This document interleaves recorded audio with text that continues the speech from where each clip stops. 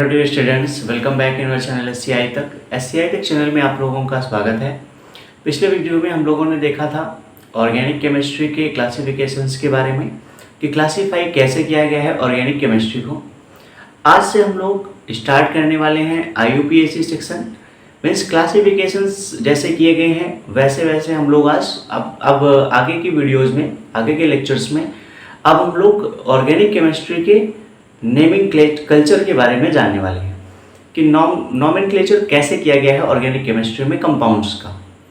तो कुछ एक विशेषताएं इसमें मैं बता रहा हूं आपको, उसी के अनुसार ये नॉमेनक्लेचर हर जगह किया गया है। जैसे कार्बन्स के नंबर है, तो कार्बन्स के नंबर आपको याद करने होंगे। कम से कम तो 10 कार्बन के नंबर्स आपको लर्न ही करने होंगे, याद करने होंगे। तो उन कार्बन्स के नंबर को याद करने के बाद उन्हें एक व्यवस्थित क्रम में लगाया जाता है, सबके साथ ऐड किया जाता है और ठीक वैसे कुछ ना कुछ तरीका है जिसके कारण कंपाउंड्स बनते जाते हैं। तो सबसे पहला काम है क्या, अगर आपको नॉमेनक्लेचर सीखना है तो नॉमेनक्लेचर के लिए क्या करना होगा, कार्बन के नंबर से याद करने होंगे। ठीक है, पहली क्राइटेरिया। फिर उसके बाद जैसा आपने क्लासिफिकेशन पढ़ा हुआ था, अगर नहीं देखे हैं तो पुराने वीडियो में जाकर के देख लेना, मैं डिस्क्रिप्शन में इसके लिंक भी डाल दूंगा। ठीक है, तो ये वीडियोस क्लासिफिकेशन वाले देखने के बाद आप देखेंगे कि जैसे क्लासिफिकेशन हो रहा है ठीक वैसे ही हम लोग IUPAC नॉमेनक्लेचर में आगे बढ़ते जाएंगे, उन्हीं का नॉमेनक्लेचर करते जाएंगे जैसे जैसे क्लासिफिकेशन हमने किया हुआ है। एग्जांपल्स में बताऊं मैं तो जैसे मैंने पहले एलिफैटिक का किया, एलिफैटिक क्या एसाइक्लिक बोला था, वहाँ असाइक्लिक को ही एलिफैटिक कहते हैं। असाइक्लिक में पहले क्या था, ओपन चेन और ब्रांच चेन। फिर उसको मैंने डिवीजन किया था दो पार्ट में, सैचुरेटेड और अनसैचुरेटेड में।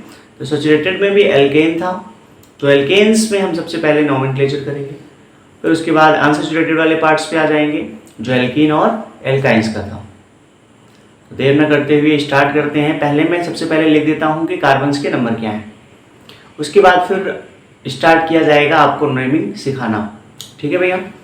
अच्छा, अभी आपको मैंने ये नहीं बताया कि ये IUPAC है क्या, है ना, जो ऑर्गेनिक केमिस्ट्री का खास तौर पे नाम डिसाइड करती है। ये ऑर्गेनिक केमिस्ट्री क्या, पूरी केमिस्ट्री के अंदर आप देखोगे तो IUPAC सभी के सारे एलिमेंट्स को मान्यता देती है कि किस एलिमेंट का क्या नाम रखा जाएगा, पूरा का पूरा उसके बारे में परिचय देती है।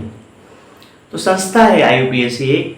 अब उस संस्था का फुल फॉर्म क्या है IUPAC का, तो देखिए पहले IUPAC का ही फुल फॉर्म में लिख देता हूँ।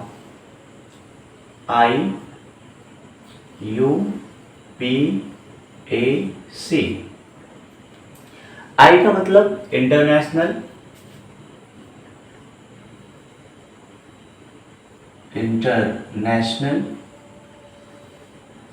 यू का मतलब यूनियन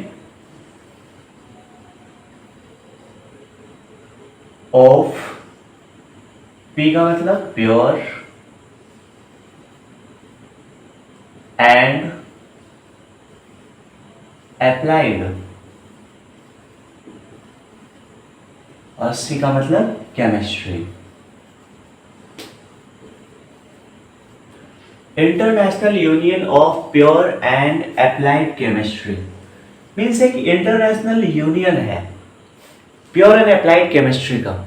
उसी प्योर एंड अप्लाइड केमिस्ट्री के यूनियन को क्या बोलते हैं हम लोग, IUPAC। तो अभी आपने देखा इंटरनेशनल एक यूनियन है, एक यूनियन है, साइंटिस्टों का यूनियन है प्योर एंड अप्लाइड केमिस्ट्री। अब इसी संस्था के द्वारा, इसी यूनियन के द्वारा क्या किया गया है, सारे एलिमेंट्स के नेम डिसाइड किए गए। मीन्स मान्यता दी गई, डिसाइड तो कई साइंटिस्टों ने भी क्या है किस तरीके से रखा है, अलग अलग तरीके से, और मान्यता किसने दिया, इंटरनेशनल यूनियन ने दिया। तो ऐसे ऑर्गेनिक कंपाउंड्स को भी क्लासीफाई करना हो या क्लासीफाई करने के बाद उनके नेमिंग सिस्टम के बारे में जानकारी देना हो, ये सारी जानकारियाँ किसके द्वारा दी जाती हैं, IUPAC के द्वारा। सर ये आप बता रहे हैं कि IUPAC सिस्टम एक निर्धारित नाम देता है, इससे क्या फ़ायदा क्या नुकसान, कुछ बातें तो होनी चाहिए इस पर भी। बिल्कुल। तो हम सब जानते हैं कि हर एक कंट्रीज में अलग अलग टाइप के साइंटिस्ट हैं, अलग अलग उनके लैंग्वेज है, अलग अलग लैंग्वेज में जैसे एलिमेंट्स आए तो उनका अलग अलग नेम है। पता चले इंडिया में लोहे का लोहा बोलते हैं, और कहीं चले जाए तो वहाँ आयरन कहेंगे, और कहीं चले जाए तो वहाँ फेरस कहेंगे। तो इससे क्या होगा कि एलिमेंट्स का नाम हर जगह पे अलग अलग होगा। तो पूरे वर्ल्ड की जो केमिस्ट्री है वो एक नहीं हो पाएगी, और पूरे वर्ल्ड की केमिस्ट्री अगर एक नहीं हो पाएगी तो फिर केमिस्ट्री को आगे बढ़ा पाना पॉसिबल उतना है नहीं।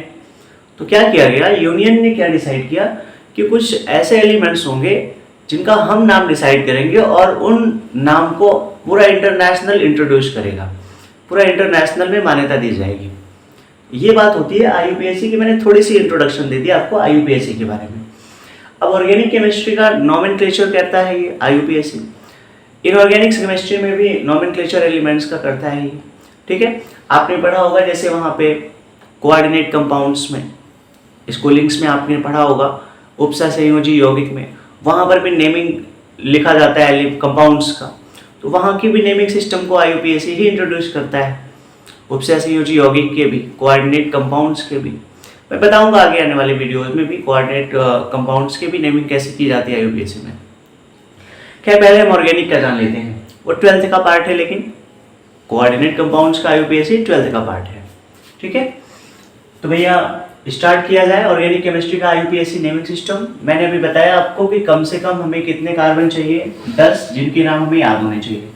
तो अगर नंबर ऑफ कार्बन 1 होगी, 1 कार्बन होगा, C का मान 1 होगा, C1 लिख सकता हूं मैं। इसे सिंपल बोला जाएगा मेथ, इंग्लिश में METH बोलते हैं। कार्बन का नंबर इंक्रीज करोगे आप, 2 करोगे तो इसे बोलेंगे 8 ETH। कार्बन का नंबर 3 करोगे आप तो इसे बोलेंगे प्रॉप।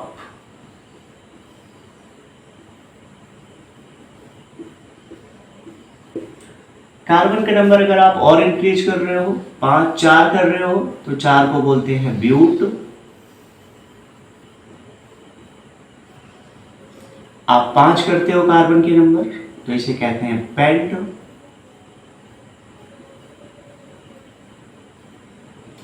जब आप 6 करते हो तो इसे कहते हैं हेक्स। पता होगा कुछ बच्चों को, ये लर्न भी होगा, तो उनके लिए ये मैं बता रहा हूँ, जो पहली बार पढ़ रहे हैं, एकदम फ्रेश से जो पढ़ रहे हैं वो भी सीख लेंगे, ये याद कर लेंगे इसे। हेक्स के बाद 7वां कार्बन आता है, 7वें को कहते हैं हेक्ट।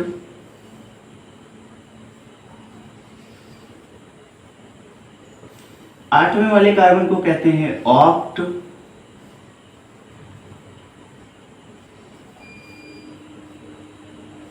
नौवें कार्बन को कहते हैं नॉन।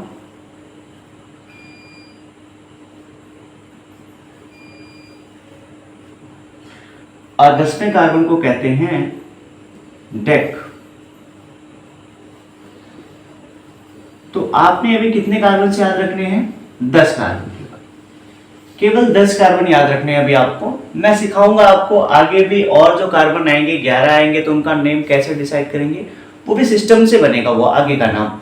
तो मैं बताऊंगा आपको, प्रॉपर रूल है, उस रूल्स के अकॉर्डिंग बताऊंगा कि 11 है, 12 है, 13 है, 15 है, 20 है, 25 है, 30 है, 50 है कार्बन, तो उनके नेमिंग कैसे हम करेंगे, ठीक है। अभी आप ओनली इतना याद रखें, ये पूरा बेस है, इन्हीं की सहायता से आगे के जो आएंगे 14, 15, 20, 50 कार्बन, उनके नेम डिसाइड हो जाएंगे। तो मैं डिसाइड करने वाला यही रहेगा, ठीक है। ये आप लर्न कर लीजिएगा। पहली बात तो ये हो गई कार्बन्स के नंबर्स की। अब मैंने आपको बताया था कि जो ये कार्बन्स के नंबर्स होते हैं यही आएंगे बार बार, और इनके साथ में हाइड्रोजन आएगा या तो कुछ और एलिमेंट्स आएंगे, और बनेगा क्या, ऑर्गेनिक कंपाउंड बनेगा। इंट्रोडक्शन वाली वीडियो में मैंने वो बताया था। फिर अब क्लासिफिकेशंस वाले वीडियो को पकड़ते हैं, और वहाँ से क्या सीखते हैं हम लोग कि इनको क्लासीफाई कैसे किया गया और उनके नोमेनक्लेचर। तो अभी जस्ट बताया ही था मैंने कि सैचुरेटेड में बांटा गया और अनसैचुरेटेड में बांटा गया। मीन सबसे पहले खुली हुई श्रृंखला, फिर बंद श्रृंखला। खुली हुई श्रृंखला में क्या था, 2 भाग थे, एक खुली हुई श्रृंखला सिंपल थी, दूसरी वो वाली थी चेन वाली, मतलब शाखाकृत वाली ब्रांच चेन वाली थी। तो इनको भी 2 भाग में बांटा गया था। कौन कौन से भाग में थे ये, सैचुरेटेड, संतृप्त और अनसैचुरेटेड, असंतृप्त। संतृप्त का भाग पढ़ते हैं। तो सबसे पहले क्या सीखेंगे हम, संतृप्त हाइड्रोकार्बन्स। संतृप्त हाइड्रोकार्बन्स पहला है, सबसे पहले हिंदी में कहते हैं संतृप्त हाइड्रोकार्बन।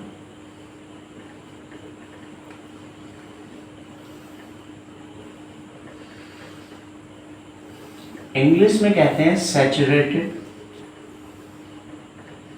हाइड्रोकार्बन। सर ये हाइड्रोकार्बन तो आपने अभी तक कभी बताया नहीं कि ये क्या है। हाइड्रो का मतलब होता है हाइड्रोजन और कार्बन का मतलब होता है कार्बन। मतलब हाइड्रोजन और कार्बन दोनों एक साथ रहेंगे तो उसे कहेंगे हम लोग हाइड्रोकार्बन्स। तो मेन कार्बन के साथ में सबसे ज्यादा मात्रा में पाया जाने वाला एलिमेंट है तो कौन है? हाइड्रोजन है। सबसे एक्सेस अमाउंट में पाया जाता है कार्बन के साथ तो कौन पाया जाता है? हाइड्रोजन, सबसे ज्यादा मात्रा में। तो चलिए बात करते हैं संतृप्त हाइड्रोकार्बन की, सैचुरेटेड हाइड्रोकार्बन्स की। सैचुरेटेड में मैंने आपको बोला कि कौन सा आता है? एल्केन। एल्केन, एल्केन इंग्लिश में भी कहेंगे हम एल्केन।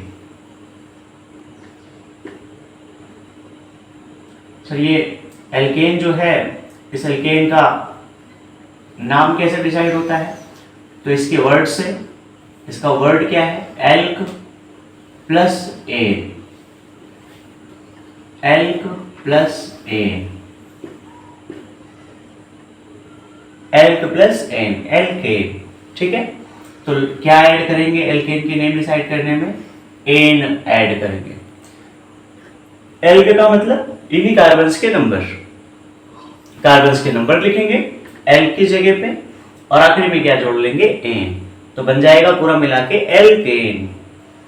ठीक है, समझ आ रहा होगा, फीलिंग समझ आ रहा होगी। एल्क मतलब मैंने कार्बन के नंबर 1 ले लिए तो क्या हो जाएगा? एल्क की जगह पे meth, meth plus ane, methane. दूसरा अगर कार्बन होगा 2 कार्बन तो क्या बनेगा? Eth plus ane, ethane. Carbon के नंबर 3 तो एल्क की जगह पे क्या रखेंगे आप? Prop, prop plus ane, propane. ऐसे करके कंपाउंड्स के नाम हम बनाते जाएंगे। तो खैर अभी तो मुझे कंपाउंड्स बनाने ही हैं, तो पहले नाम देखते हैं। कंपाउंड नाम तो आप समझ रहे हो, लेकिन कैसे बनाते हैं कंपाउंड्स उसको भी देख लेते हैं। तो ये एल्केन जो होता है ना, एल्केन का जो सामान्य सूत्र होता है, सामान्य सूत्र, common formula of alkene. Common formula क्या होता है सर एल्केन का? कॉमन फॉर्मूला, तो एल्केन का कॉमन फॉर्मूला होता है CnH2n plus 2, CnH2n plus 2। Sir ये C मतलब कार्बन, H मतलब हाइड्रोजन, सॉरी, और ये जो N है इसका मतलब क्या होता है? यहाँ पे N इक्वल होता है नंबर ऑफ कार्बन, मतलब कार्बन की संख्या।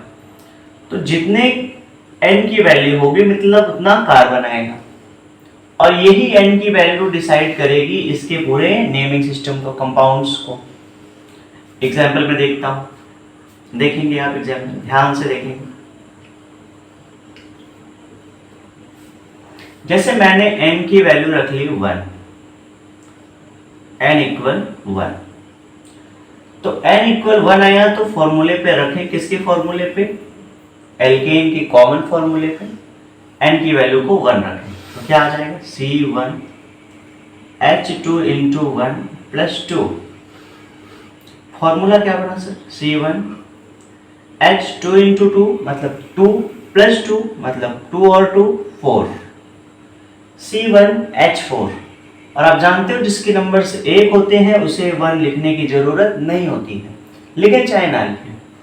CH4 कंपाउंड कौन सा आ गया सर? CH4, CH4। इस कंपाउंड की कुछ खासियत और जान लो आप। ये कंपाउंड जुड़ा कैसे है, किन किन चीजों से? तो आपने देखा कि कार्बन है इसमें और 4 हाइड्रोजन है। तो सर कार्बन और हाइड्रोजन की स्ट्रक्चर बना देता हूं मैं यहाँ पे, देखें आप, देख रहे हैं यहाँ पे कार्बन, कितने हाइड्रोजन से? 4 हाइड्रोजन है।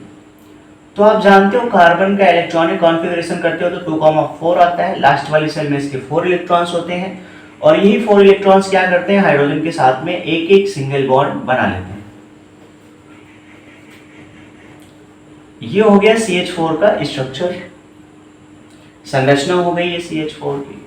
सर इसका नाम तो भी आपने बताया नहीं, बिल्कुल बताने वाले हैं बच्चों, इसका नाम भी बताएंगे। कार्बन के नंबर देखो कितने हैं, नेम सिस्टम उसी तरीके से डिसाइड होगा। C एक कार्बन है, एक कार्बन को यहां मैंने क्या लिख रखा है, मेथ, तो नाम क्या बनेगा, मेथ।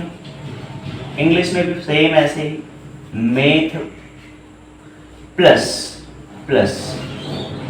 एल्केन का मेंबर है ये, एल्केन की फॉर्मूले से ये आया है CH4, तो एल्केन की फॉर्मूले से आया है तो लास्ट में क्या लिखने वाले हैं, N.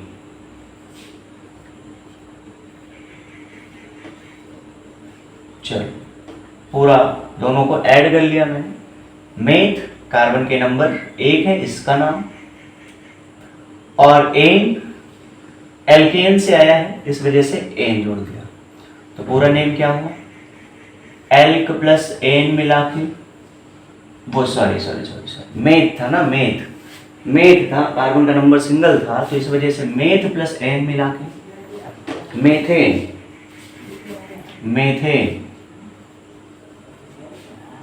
Methane, meth plus ane मिला के मेथेन। ऐसे ही जैसे जैसे आप कार्बन के नंबर बढ़ाते जाओगे, इंक्रीज करते जाओगे, वैसे वैसे ये कंपाउंड्स के नेम बदलते जाएंगे। जैसे 2 कार्बन आ जाएगा मतलब n की वैल्यूज को हम 2 रखेंगे फॉर्मूले पे, कुछ और फॉर्मूला बनेगा यहाँ पे, और उसका नेम फिर क्या हो जाएगा, एथ, और आगे n ऐड करेंगे तो क्या बनेगा, एथेन। ठीक है, स्क्रीनशॉट लीजिए आप, 1-2 और सिखाता हूं मैं।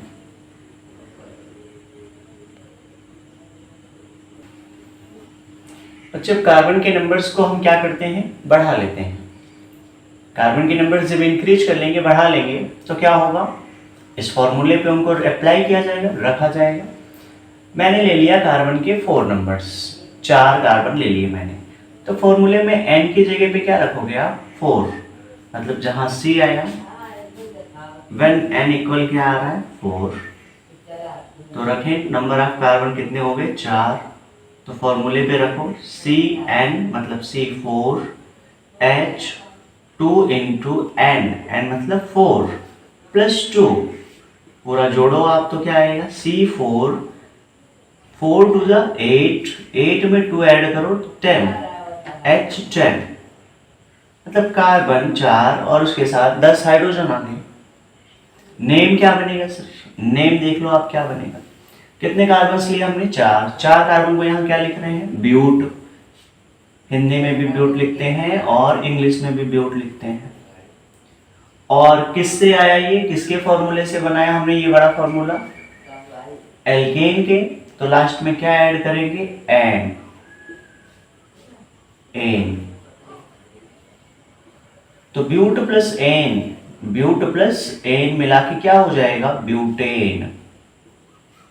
इंग्लिश हिंदी दोनों में वही नाम होगा, ब्यूटेन। स्ट्रक्चर बना देता हूं मैं जरा इसमें, तो कुछ नई चीज इसमें समझानी थोड़ी सी। 4 कार्बन, 1 2 3 4, चारों कार्बन की वैलेंसी कितनी है, 4, ये कितने बॉन्ड बनाते हैं सर, 4, चारों कार्बन को आपस में किससे ऐड कर दो, सिंगल सिंगल सिंगल बॉन्ड से, ठीक है, ये ऐड हो गए। कितने हाइड्रोजन्स हैं, हाइड्रोजन्स के अकॉर्डिंग इनमें ऐड कर दो, हाइड्रोजन हाइड्रोजन हाइड्रोजन हाइड्रोजन, जितने बॉन्ड खाली हैं उतने हाइड्रोजन बचे हैं, hydrogen hydrogen hydrogen hydrogen hydrogen hydrogen, और ऐसे कर करके जितने बॉन्ड्स खाली हैं सभी बॉन्ड्स पे क्या ऐड कर दो, हाइड्रोजन। अच्छा बीच बीच में हाइड्रोजन ऐड हो रहा है इसीलिए इसको हाइड्रो प्लस कार्बन कहा जाता है, हाइड्रोजन और कार्बन का मिक्सअप है। कितने कार्बन हुए, 4 कार्बन, चारों कार्बन में एक खासियत देखो आप कि कार्बन और कार्बन के बीच में क्या है, सिंगल बॉन्ड, यहाँ भी carbon carbon single bond, carbon carbon single bond, मतलब मैंने तो 3 ही बनाया, एक और लिख देता हूँ, कार्बन कार्बन, एक हाइड्रोजन एक हाइड्रोजन एक हाइड्रोजन, चारों कार्बन के बीच में क्या है, सिंगल बॉन्ड। तो कार्बन और कार्बन के बीच में अगर सिंगल बॉन्ड आए तो क्या होता है, एल्केन। कार्बन और कार्बन के बीच में क्या है, सिंगल बॉन्ड, तब भी क्या होता है, एल्केन। ये कंपाउंड्स पहचानने के लिए होगा, जैसे कहीं कंपाउंड लिखा हुआ है सब जगह पे हर कार्बन के बीच बीच में क्या है, सिंगल बॉन्ड, तो हम उसका नोमेनक्लेचर कैसे करेंगे, उसका नामकरण कैसे करेंगे, एल्केन्स के जैसे करेंगे। समझ आ रही होगी शायद बातें। आप आज प्रैक्टिस करिएगा, एक कार्बन से लेकर के पूरा 10 कार्बन तक का नाम बनाइएगा। मतलब 2 कार्बन वाला होगा तो फॉर्मूला बना करके क्या नाम होगा उसे डिसाइड करिएगा। 6, 5, 4 ऐसे करके आप पूरा 1 to 10, 1 से 10 तक के कार्बन्स के आप क्या करेंगे, एल्केन वाले कंपाउंड्स जनरेट करेंगे, बनाएंगे, फॉर्मूले बनाएंगे, ऐसे स्ट्रक्चर भी बनाएंगे और उसका नाम भी लिखेंगे। ये आपके लिए आज का होमवर्क हो गया। ठीक है भैया, आप होमवर्क करिएगा, प्रैक्टिस करिएगा, जितने प्रैक्टिस करेंगे उतना अच्छा रहेगा यूपीएससी में। प्रैक्टिस आप करते रहिएगा। ठीक है, मिलते हैं अगले वीडियो में, तब तक के लिए बाय बाय, टेक केयर।